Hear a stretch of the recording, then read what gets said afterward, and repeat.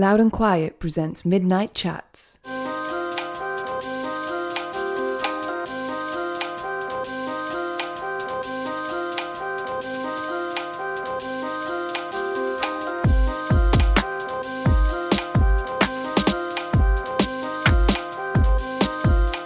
Welcome to the Loud and Quiet interview podcast. Thank you for downloading this episode. This week, my guest is the actor and singer Charlotte Gainsbourg, the daughter, of course, of Serge Gainsbourg and Jane Birkin. Now, Charlotte made her very first album when she was just 16 years old with her father. It took her another 20 years to follow it up when she finally made 555 with French duo Air and Jarvis Cocker. Since then, she's made a record called IRM with Beck, and she's just about to release a new album with SebestiaAn called Rest. In terms of movie work, Charlotte's been the complete opposite and, well, made a shit ton of films basically. Most of them are independent and a lot of them are really quite dark. The ones I'm thinking about particularly there are a trio of films she made with Danish director Lars von Trier, The Antichrist, Melancholia and Nymphomaniac. Some of those scenes, if you've not seen those movies yet, I would recommend watching them, but you know, maybe not near some kids. Don't get kids involved in that one. She's also recently starred in The Snowman with Michael Fassbender, and that film actually opened here in the UK the week that we recorded this interview, which we did, by pure coincidence, in the same hotel that I did last week's Billy Corgan one in. Now, with that, I do have just one note on this particular episode. There was a moment when somebody started hoovering very loudly just outside Charlotte's room where we were sat. Now, I've tried to clean up the audio as much as I can on that, and it's only for a very small section, but I thought I should mention it here.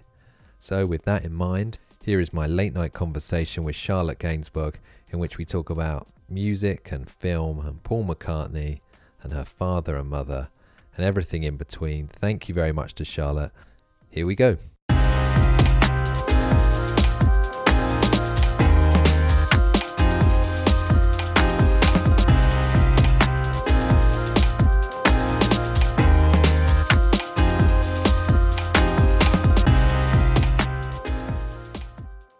Is this the first podcast you've done? Have you done a podcast before? I'm not sure. I think it might be the first one.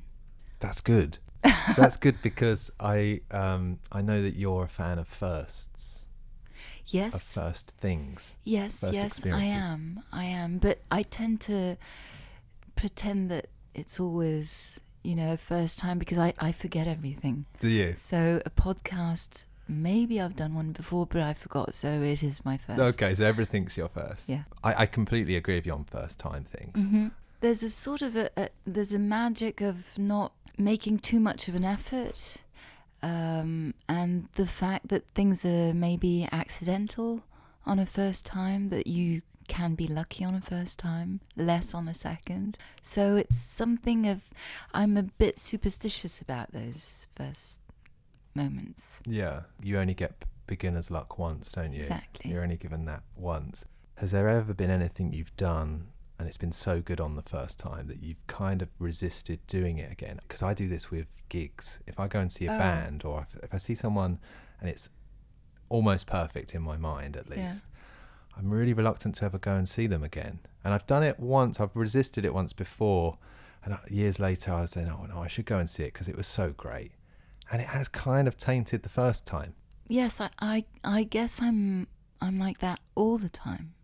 But also, I think that's why I tend to... My childhood is something that I want to remember as perfect, and it wasn't. But because it was made of a lot of first times, there's something that I've put on a pedestal. But things that I don't want to do a second time... Well, I guess that this idea of a second album was something that was very difficult for me and that I pushed and for 20 years. So I waited until I was from 16 to 36. I did nothing. Maybe it had to do with that, of course, but it was mostly to do with the fact that my father wasn't here. anymore. But of course, that first time I couldn't replicate. And it was the guys from Air who you collaborated with on your what became 555. Exactly. And they got to a point, didn't they, where they said, look, we've got to stop talking about this and we've just got to go and do it. Yeah, because I was so nervous. It could have taken me a few more years of discussions and trying to plan things out, and the lyrics were always a big problem because I didn't know I was going to be able to sing in English, so lyrics in French were such a big deal and such a problem that I needed to figure things out, and they were the ones who said, just let's try, even if it doesn't work, but just let's try, stop talking. Why did you find that lyrics in French were particularly such a big deal? Really because of my father, because I was brought up with his lyrics and his poetry and his genius, and I didn't realize he was a genius when I was a child, but he died when I was 19, and I think I was in full understanding of who he was, and it was impossible for me to imagine going back to music without him, first of all, but then this possibility of going back with musicians that I admired. Yes, that was possible, but lyrics in French would have to be not as good as his, so it made the excitement. I don't know. I was scared. I was scared of being a failure, of not liking it enough. It was too hard to compare myself to him. I didn't want any comparison, so that's why the English was a good solution for me. And then, of course, admiring Jarvis Cocker meant that I could. It started to be another dream, and then Beck was again escaping from the French, but also admiring his way of writing. Can you remember the moment when you did realise kind of who your parents were and that your dad was this superstar? And that he was a genius? Can you remember that moment?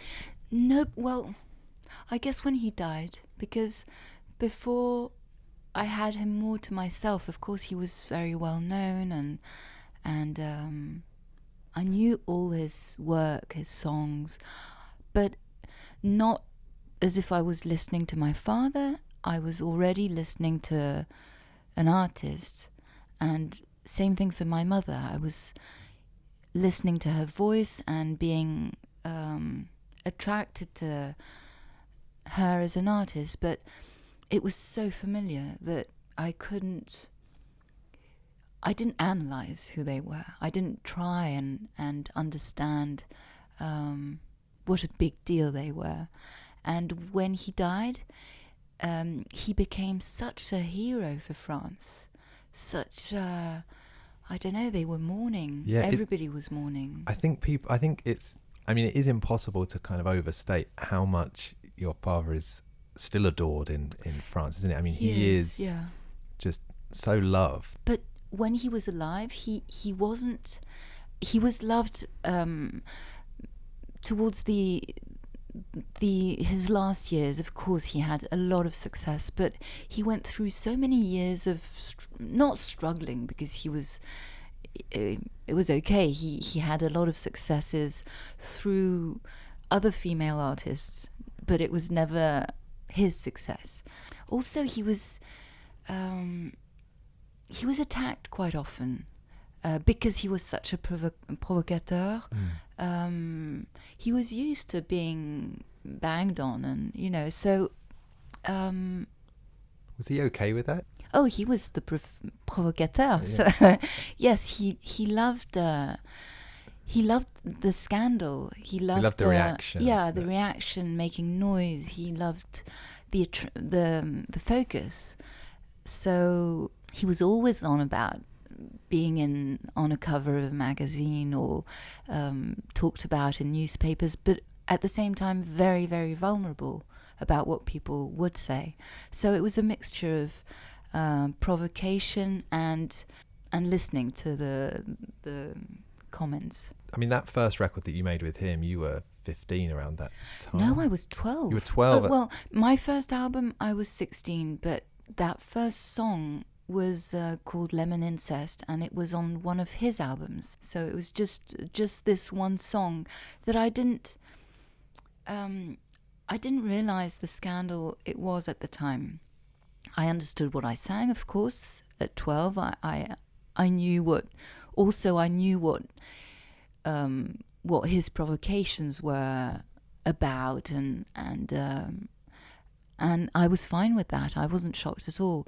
And then the scandal afterwards, when the song was released, I didn't realize, because I was in a boarding school, completely far away in Switzerland, and not realizing unaware of it. Anything, nothing. Yeah. In terms of when you kind of were making the album in particular, Yeah. with your father, what can you remember of that experience, that first time? I loved the experience of being directed by him, because he was very much in command of whatever he wanted of you.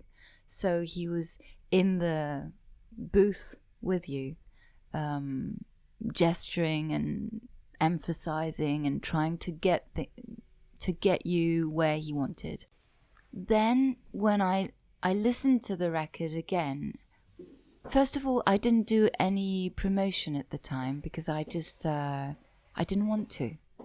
And he accepted that, but it meant that I didn't do any TVs, nothing. I hated that part of the job, and I didn't feel that I had to do it, which was a bit stupid. But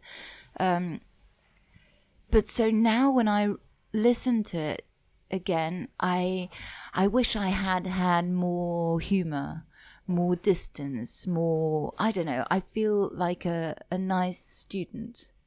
It's a little too well behaved. Sure. Yeah. One thing that I think is quite kind of strangely rare in your instance is having such famous parents and having your own career in music, and you've never kind of tried to like push against it or kind of reject that legacy that you come from. Whereas like I think like maybe a lot of people, when they've got a really famous parent who's done what they are now doing, the thing they really want to do is kind of like, oh, I don't want to talk about, I don't want to talk about her. But you've always been very proud of I've always been very proud, but I'm much more open to talking about them in other countries. In France, now I'm sort of more at peace with people's curiosity. But for ages in France, I would just I didn't want to. It's as if I wanted to keep my own secrets, of my private life, and my childhood was private. He was so well known, and everybody knew everything about both of them. I didn't want to share anything. But today it's easier, because I don't know, I'm more mature, of course, and I don't feel that I have that many secrets anymore. So Sure.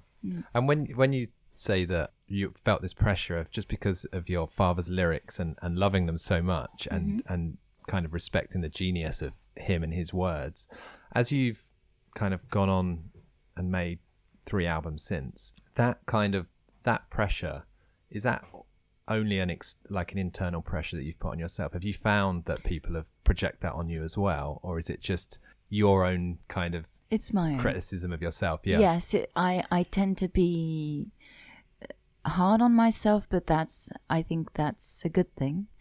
I haven't heard criticism and hard things to hear, and comparisons that would crush me, I guess. But no, I haven't heard that. It's my own judgment that I fear. And so for this new album, yes, Rest, that's different. So I mean, this is the first record that you've contributed the lyrics to.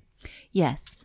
And what was it that was there a catalyst that basically made you think, right, I'm ready now, I'm gonna do this, and I'm gonna write these words myself? Because I know in the past you've really you've tried and it's just not happened for you. Yeah. Why now? Why on this record? I think I didn't care anymore. Okay. Of whether it was good enough Yeah. or not good enough.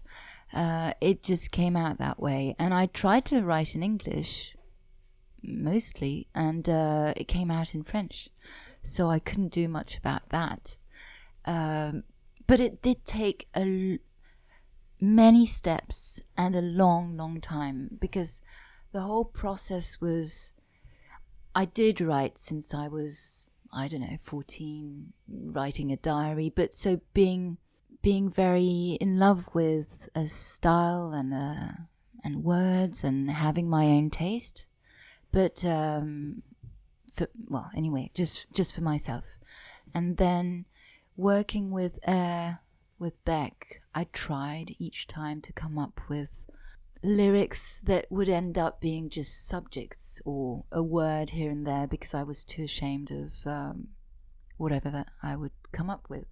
This time, I started touring with Conan Moccasin, and he was such a great help, because he said, let's do a real session of work.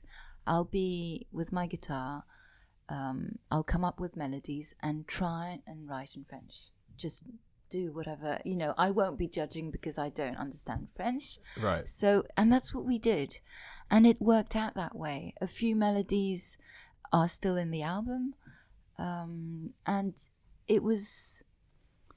I realized that I had a lot of pleasure doing that, and that it would be possible. It was just a first step. And then the idea of collaborating on the album with Sebastian and going into more of a electronic vibe meant that I needed Sebastian to like what I was writing. So does Beck speak French? Beck doesn't speak French, but he's very...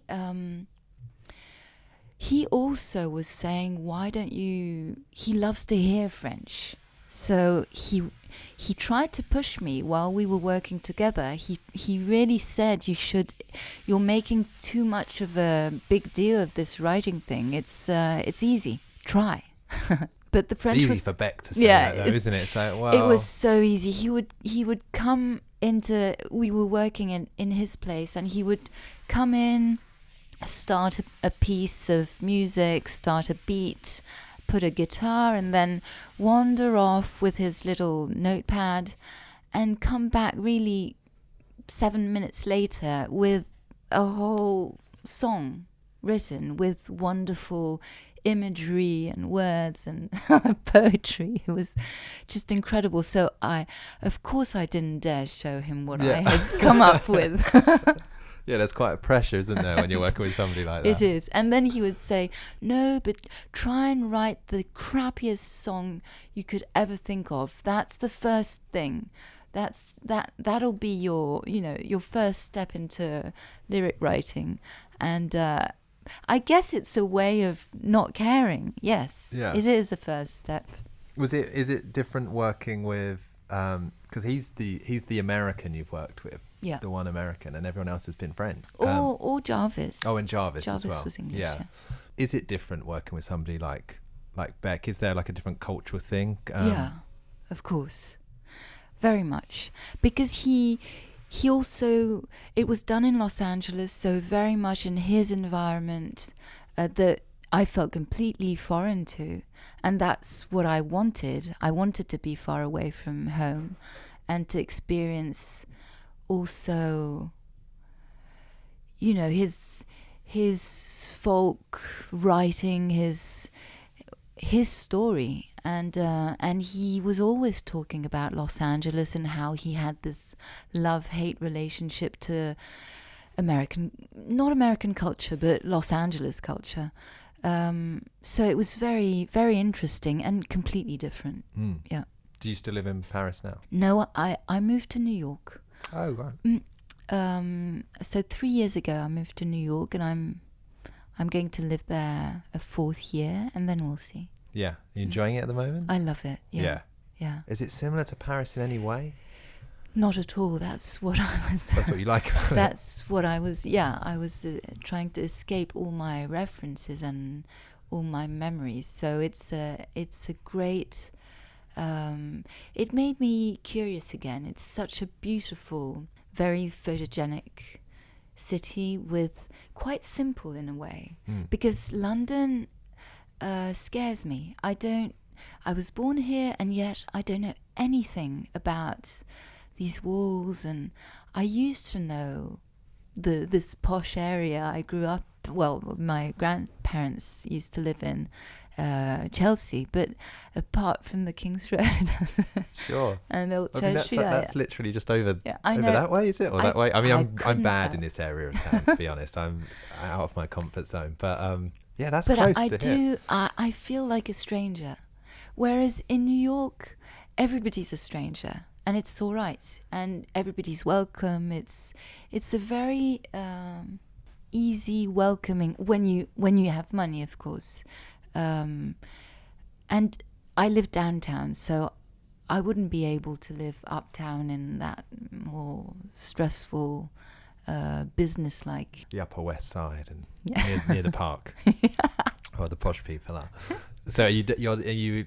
I mean, I know New York a little bit, not much better than I know Kensington, to be honest. But it was like going to Chelsea, because I moved from Saint-Germain. I've always been in very nice, chic places. So I went from Saint-Germain to the West Village. Right. Okay. Which is a little bit just slumming it in the West Village. Very London-like. And then I went to Tribeca. That was a big change, because the architecture is completely different and the feel is different. And then I just moved back to the West Village. So when you're here, do you feel kind of like a tourist coming? Completely. Yeah. I used to go to my grandmother's house and feel at home there. And that was the only reason to come to London. I hadn't started doing music again, so there was and films never came to England, so I was never doing publicity here. So it was only family. And my uncle used to live here also with his children, so it was it was only seeing cousins and going to people's houses, but never being a young adult discovering the city. Never. Yeah. So it's got kind of a nostalgic completely vibe, very nostalgic, and well, today especially, very people are gone. So now I go to see my uncle in Wales, and my aunt lives outside of London, so in Bushy Park. So it's never London. So in terms of your becoming a musician, did you always see yourself doing that, or did it No. almost feel inevitable? When I did it with my father, I didn't even ask myself a question of whether I could or not, whether it was a good idea or not. It was just normal. He made people sing. Yeah. That was his That's job. his thing. And he made actresses sing, but at that time I wasn't yet an actress. But so for Lemon Incest, no consciousness of what is a singer, if talent or no talent, it didn't really matter.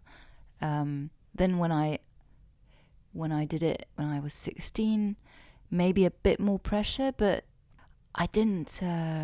It wasn't a dream. I wasn't dreaming of singing. But you never thought to not do it. No. You were just like, yeah, I'll do that.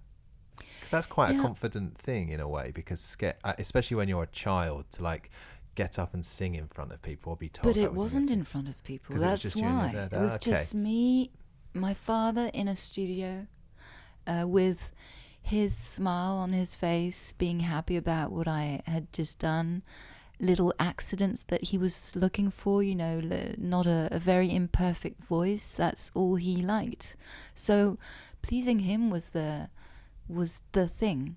And then refusing to do promotion and going on television shows was exactly that. I didn't feel any obligation, so I wasn't shy about it. But I was a very shy person, and yet at the same time I began doing films and loving it, and still being shy, but still, it's a weird contradiction. Do you feel at home on the film set? I do. You do? I think I do. I don't feel professional in the sense that, again, it wasn't a dream of becoming an actress, or not a spoken out dream. It happened too soon for me to have this aspiration. So I just had pleasure doing it, and learning and getting different experiences. But I do feel comfortable now on a set, I think. I'm still very nervous. I still doubt myself. I criticize everything I do, and I like being that way. But it's become less traumatic. I used to do it, and I would get so nervous. It should have been a question of why am I doing this? Why am I putting myself through this? Yeah. What made you push on and not kind of just give in to that and think, oh, this is just too stressful for me to actually do this? I think once a few weeks had gone by, I felt more comfortable. Some scenes I adored doing, and that was enough pleasure for me. But also I kept forgetting. Like these first times, every film was a first time, so I kept forgetting if I would be able to do it or not. It was all very vague. And the fact that I didn't know if I had the skill, because I didn't go to an acting school, I didn't have a method. It was always win or lose. For every scene, every moment. It's only when I started working with Lars von Trier that I understood that this doubting place that I was always in, that was the starting point for his kind of work. And I understood that that's what I loved, was to be in this uncomfortable place of not knowing if I would be able to do a scene or not, if I would be able to be truthful in a moment or not, and just working on it. I'm very passionate about it now. Sure. The films that you've done with Lars, have you done the three? I've done three, yeah. The three. And I mean, they're obviously very, in terms of like being nervous on film sets, or just being nervous and thinking, can I do this or not? In a way, you've made it very hard for yourself. You're not like you've not done kind of, I don't know if any film choice is an easy film to make, but you're not making kind of daft rom-coms. They're all quite very challenging as an actor. It's on the contrary, those are easy to make. I think making a comedy of, I don't know, a character that would be very sure of herself and outspoken, or, I don't know, I'm talking just like that, but that would be difficult. To put myself in a position of uncomfortable suffering is easier, because it's something you don't really question. And he put me in positions that I didn't have the time to think. Well, I was miserable on some days because I didn't know what I was doing really. On Antichrist especially, he would direct me in all kinds of directions, and by the end of the day you didn't know what you had done. So it was very puzzling. But then when I understood that this state of mind was exactly what he wanted, then you just had to go along with that. And I don't know, I find it easier than pretending to be easy. Yeah. Is there a type of a type of film, a genre of film, then in that case that you would be offered and be like, there's no way that's my idea of that, the worst job, the worst acting job. I wouldn't do that. But that would be a challenge, so I would love to do that. What if, say, what if it was a romantic comedy? You picked exactly you and Hugh Grant. He's a foppish, awkward English guy in Paris, and he meets a French lady who works in a bookshop. That's the offer you get given. Is that the kind of thing that, like, just intuitively, like, you just think, that's just not for me? No, I think I'd be taking it as a discovery, and even if I would resent the style, it's still no. I'm quite excited by experiences. By this job offer Yeah, that yeah. I've just given Exactly. you. Okay. I'd love that film. I think you'd be good opposite Hugh Grant. I love a Hugh Grant film. I do too. I like her. I've become quite a wimp when it comes to films. I think I've always been a wimp, to be honest, but the darker the film, Yeah. they really stay with me and they haunt me, which is, I know they're kind of meant to, but I'm too much of a wimp and I just can't do that anymore. I need to be watching things like La La Land. Well, no, I've come to a point where I'm into different things now. I like documentaries, so it's not I'm not that curious about films anymore. You're not? No. Do you watch many films? No. I like old films and I like documentaries. And I don't have a lot of time, so yeah. The Snowman, your new film, that opens this Friday here. Right. Were you aware of that? No. Nope. And I haven't seen the film yet. Have you not? No. Well, when should you have seen the film by now? Maybe if Was there a screening that you missed, or no. There just hasn't been one. It's been a little hectic on the film. It's been a little last minute editing, and so no, it's normal that I haven't seen it. I'll see it soon. Okay, you'll just see it in the cinema. Oh no, well, Or they'll send you a link to see it. Maybe. When a film is about to come out that you're in, the fact that you didn't know it was opening this weekend probably answers this question. But I was going to say, what is that process like? How does that compare to releasing an album and knowing that if your album was coming out on Friday, you'd definitely know about it? An album is so personal. It's been on my mind for, I don't know, 5 years now. From the first moment of trying with Conan to now, when it's done and I can talk about it. It's a very, very, for me, always a very long process. And I've put very intimate things in it. In a film, you put intimate things, but that are hidden. And it's not your work. The director does everything. He edits. You can be good or you can be bad. It's in his hands. And there's lots of other people, I guess, a lot of other peoples in America, in England. The producers have a lot of importance. So I can't have the same relation to a film. But a French film that I did called La Promesse de l'Aube, I don't know when it'll come out or if it'll come out here, but it's a very important film for me. And it'll come out in December in France.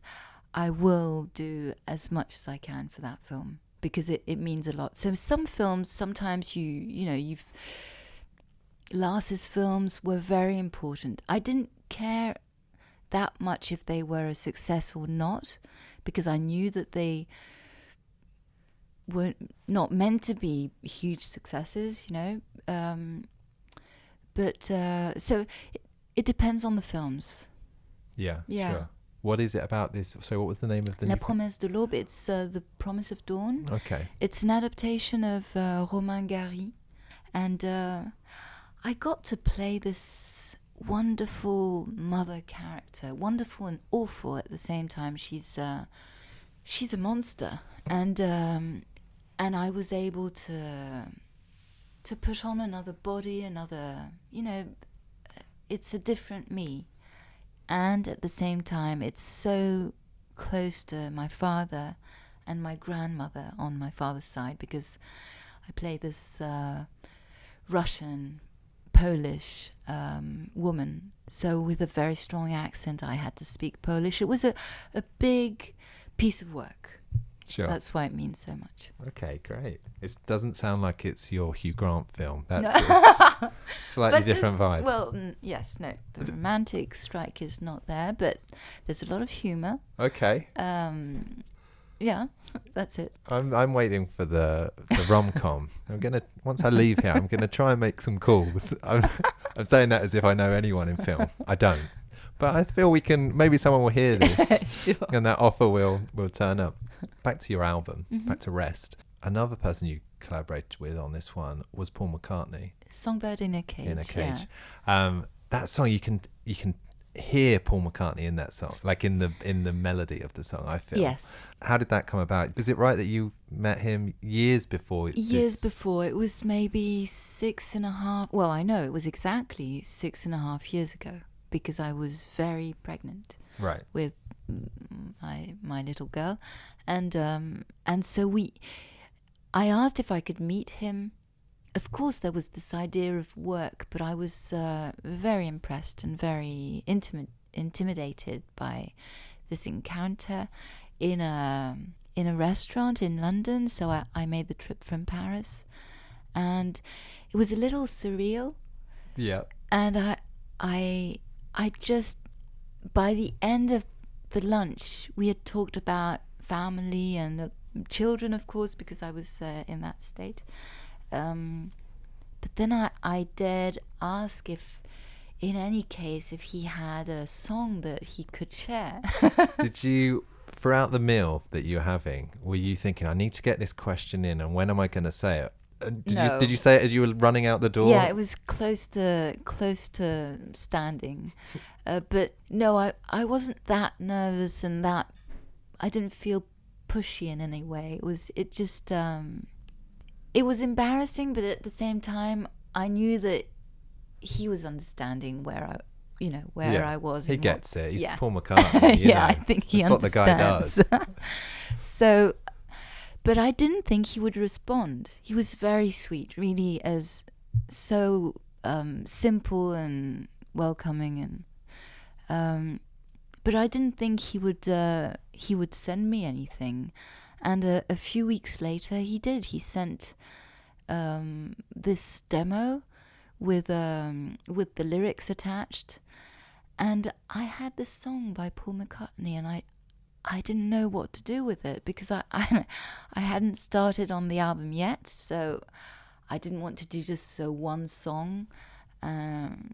So it was only when I was really into the album with Sebastian that I made him listen to this song that I had on my computer, this secret treasure I had, and he thought he could try and maybe mess the song up a little bit to make it our own. Also, we had to put it in the vibe of the album that was already being sort of becoming more and more clear, and on that song, maybe because it wasn't my lyrics and it wasn't Sebastian's music, we tried things. It was like an exercise of trying to speak the words and scream them and sing them, and I don't know, getting to know each other also, because it was one of the first ones we really recorded. And then we sent it to Paul McCartney, and he liked what we had done. Yeah. And were you nervous about that? Yes, we kind of thinking, I've changed a lot of this, and I don't want him to be offended. I didn't want him to be offended, exactly, and especially, 5 years later, it had taken such a long time. I wanted him to, I don't know, to feel that he had been respected. And anyway, he liked it and came and joined us in New York in a studio and recorded instruments on the track, and it was wonderful. Just a wonderful experience. Yeah, your meal with him must have gone very well, because Well, I don't know if you remember this. because he would have, because it's one thing for him to like follow up and actually do the song and send it to you. That's one thing, but for him to come and then play, that's quite huge, isn't it? It was, because I'm sure there must be loads of huge. people where he kind of writes the song and then maybe you'd never hear from him again, maybe. But I didn't even dare ask him where this song came from. Was it an old song? Was it something he thought about after we met? I don't know.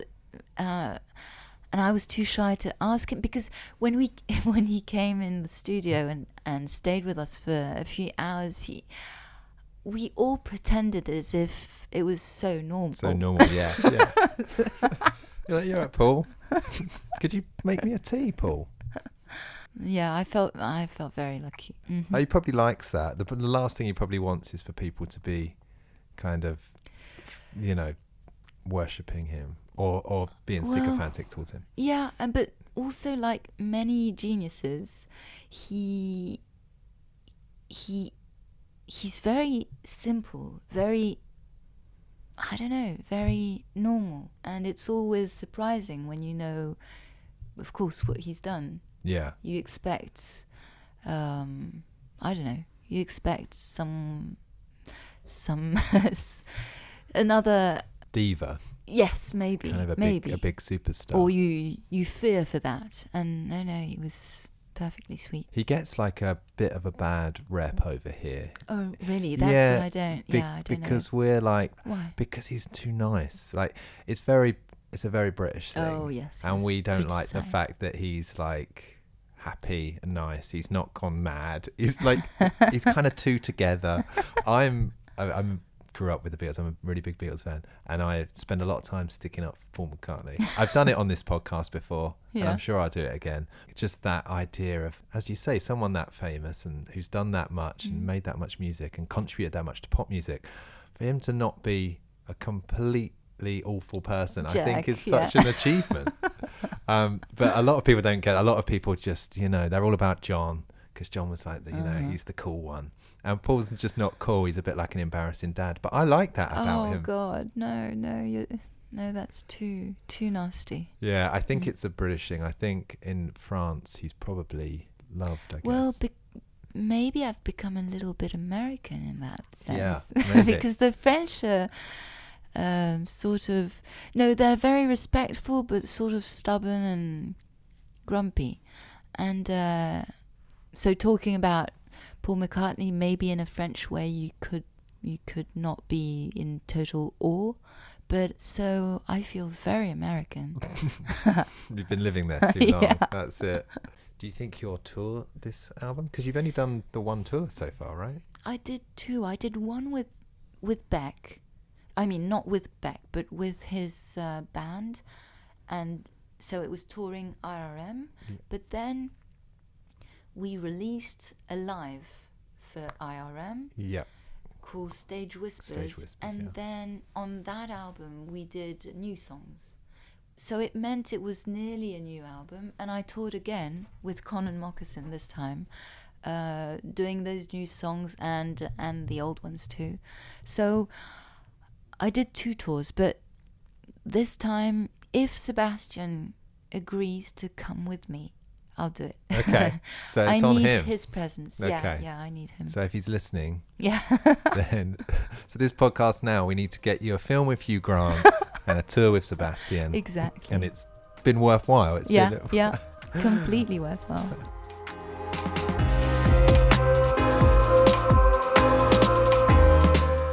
Midnight Chats is a loud and quiet podcast. Music courtesy of Gold Panda. Search Midnight Chats on iTunes for more episodes and to subscribe. For more information, visit loudandquiet.com.